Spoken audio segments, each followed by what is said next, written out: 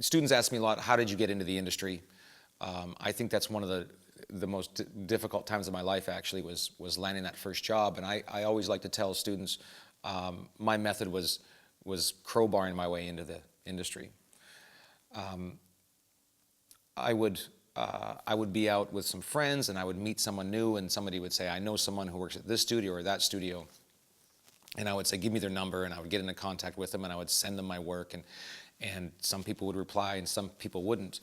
But I remember this one time I got a call from an animator at a local Vancouver game studio. And he said, I got your demo reel through a friend, and I showed it, or sorry, he said, I got your demo reel from a friend, and it's not good enough for me to show to any supervisors.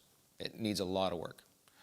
And that was really difficult to hear, but I sucked it up and I asked him for specifics. What would you do to change it? Which is a very important thing to do. If there's somebody in the industry who's is going to take time to talk to you, always ask them what they will do to change, what they would do to make your work better.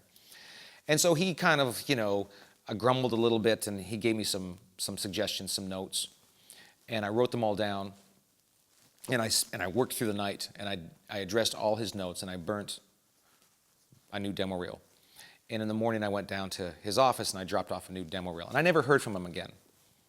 But I gave that effort. And strangely enough, when I did land my first job, I bumped into an animator who had heard that story through the animation grapevine. And it really, it was surprising to me what a small world it was.